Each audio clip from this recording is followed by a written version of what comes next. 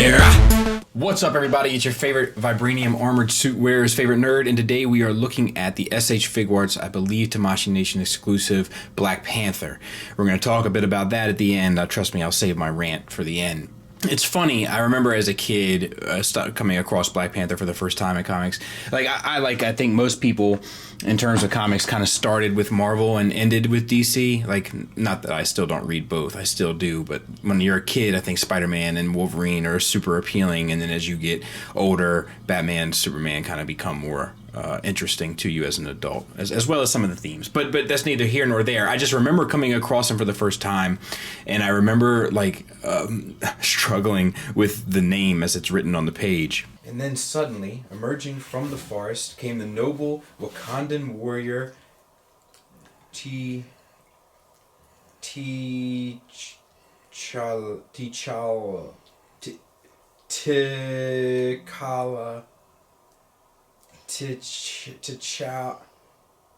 Do you know this word? But now we're well aware that it's T'Challa, and I am going to tell you a bit about the limited number of accessories that come with this guy. And they are extremely similar. They're two types of claw hands. One is slightly... Let's see if we can't focus on that a bit better. One is slightly more relaxed. It's the same detailings throughout. I'll show you the next one, I guess. It's like a deep, dark gunmetal on parts of it, or maybe it's a metallic black. Either way, it might be a metallic black. It looks good, but you have this hand and then you have this hand, and they're just both very similar. You know, I think that this hand could have worked for the more claw effect, and then we could have done away with this and given us something else that was a bit more unique. But you come with two of each as well as two fist hands that you already saw on him. So let's talk about him a bit, shall we? It's a great figure. It really is. My issues with this have nothing to do with the actual product, and we'll get to that. The head sculpt is absolutely beautiful. And we're going to talk about the detailings, and then we'll go through the articulation. But the little sculpt work in the forehead, this tight silver paint around the mask. Look at that sculpt work there, inside the ear, on the faceplate, the silver eyes. It's absolutely breathtaking. It's beautiful. It's perfect. Silver necklace, that's painted. The rest of the suit is all sculpted. I would imagine that it's like this textured is just kind of thing they say, yes, this texture, and then all the body armor stuff is all, designed. But it's great. It's all the sculpt work from head to toe. I mean, the boots are slightly different. Just the variation in line work, it just gives the figure so much depth and character. Around the silver paint around the armbands, silver paint at the hips and stuff. It's just these little silver accents throughout a completely sculpted and designed figure. These little toe accents. It's beautiful. Now, let's talk about articulation. Let's get that bit out of there. All right, so the head is on a double ball peg from head to neck, and then a single it's a ball peg from chest into neck. So articulation is ridiculous. Down to there, and then up to there, side to side, swivel. It's limitless, pretty much. The shoulders, once again, SH Figuarts beauty. We have the classic butterfly joint, which we're not always getting these days, but it's the socket that is an actual hinge, and it's at the bottom and top of the chest, so it hinges outward. Oh, no, it's not. I'm sorry. It's on the inside of the chest. You can see it there. So that probably allows for even a wider range. You get a little bit of gappage there in the back, but I think it's worth the cost of doing business. Or the cost of admission rather. Ball peg into the shoulder, coming out to a hinge.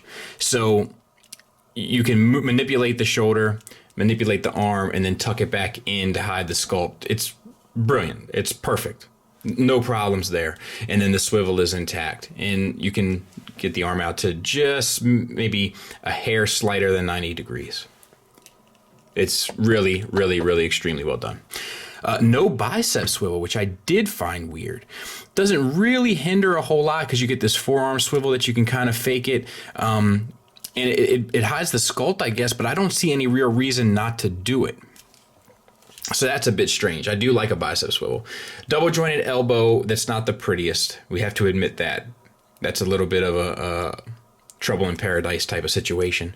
And then, like I said, the forearm swivel, and then we have the ball hinge wrists, so you can get up, down, and then if you manipulate it, it's really tight, but I got it. Then you can get in and out, and then the wrists themselves are little ball pegs, so you can swivel them as well. Same for the other side. We have a double ball peg from torso to abdomen. You do get an extreme range with gappage, as long as you don't go to the extreme range. It is black, so that helps. Like, it's a black figure, and then it's black on the inside, so the shadows kind of help hide it. But you do want to be careful, because you can, this side of the torso can come down a little bit tight on the abdomen. Just manipulate it to get it around, and you should be fine. It also gives you a swivel, and then the, as you can, I hope you can see that in there. There's a ball peg from the hips into the abdomen, which gets you an additional swivel and rocker. So you can get the figure all the way over to there, all the way over to there, forward and back. Not much forward, but enough, I think, and enough back as well. So if then moving down the figure, we have the drop down ball joints from T to Y. So they'll get you, a nice full sculpt, and then you can manipulate the legs all the way forward to there, which is a great angle. And then you can drop them down, fold the leg up, and get them out to about just shy of 90 degrees, which is not optimal, but I think it's fair. Thigh swivel, that works fine. Double jointed knee, getting you just a bit more than 90 degrees, but I think it's more than enough range for most poses. And then we have a bit of a problem down here, which is the ankles. They're on ball pegs, so you get a tilt up, a tilt down. That all works fine. And then a fairly limited rocker. Joe KW was at my house when I was, I think, getting this guy out of the box, and we were talking about it. Like, this is a figure that you could put in an extreme pose, but the ankles definitely limit it to getting it to those poses that you may want, like a real crouch down, legs far apart type of pose. So you will have to work around that. And then a toe hinge, which works pretty well. So all in all, a pretty good figure with a couple little minor flaws. Size comparison wise, there he is with my other Avengers.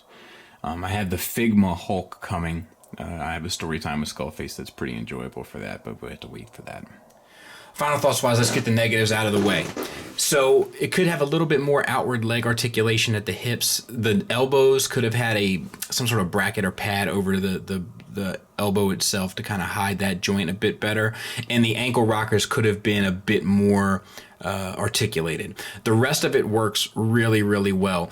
The positives are the sculpt is absolutely beautiful. The paint is absolutely spot on. And one other thing I want to mention is recently SH Figuarts has had some hit or miss joints. Like, some have been maybe a little too loose, some maybe a little too tight. This figure is perfectly tolerant, at least mine. Just across the board, top to bottom, every joint moves as it should.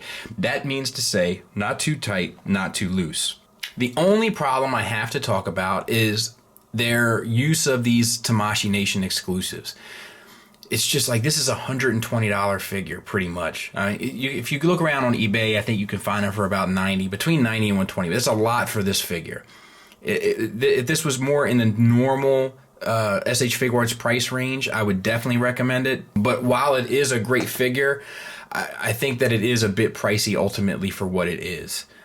That being said, I'm 100% satisfied, but to me, like, I don't mean this to sound any kind of way, but price isn't really an issue for me. Like, I work hard for my money, and I got just like you do, but if I like the figure, then it was worth the money. That's kind of how I see price. If I don't like the figure, then it's not worth the money. And it doesn't matter if it's a $5 figure or a $200 figure. For me, if I like it, it's worth it. If I don't, then it's not. It's that simple. I don't know why they've put out so many of these exclusives recently. The Red Commander Clone Trooper, the Anakin, this one, Black Widow. I mean, the last two Marvel figures have been exclusives. Like, let's put a few out there on the main market, shall we? But outside of that, those are my only complaints, and it really is a tremendous effort, just a bit pricey for what it ultimately is. Thanks for listening. Thanks for watching. Until next time, take care.